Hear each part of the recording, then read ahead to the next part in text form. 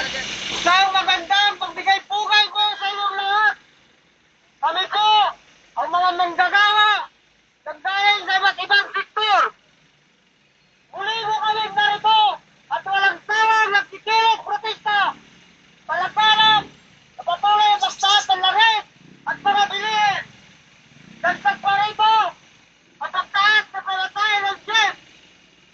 Pero kaming mga manggagawa na matagalang nalalawakan sa dagdag taon, si isa ay wala pang naganap na dagdag taon.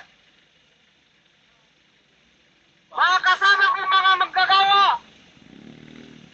panahon na po upang labanan ang bulok na sistema ni Pinoy.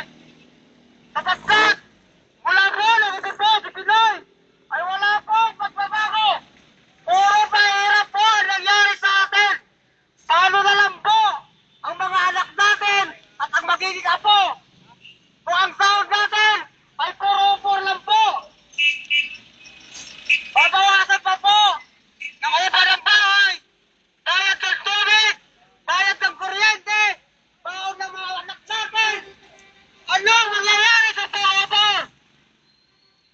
Ang nakikinabang mula nang umupo si Pinoy ay ang mga malalaking kapitalista tulad ng mga petrolyong langis na walang humpay na pagtaas.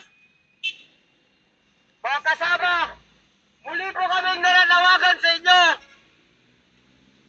na makiisa sa aming pagkilos protesta at hindi po kami magsasawa hanggang hindi dinidikit ang aming mga panahon na dagdag taon.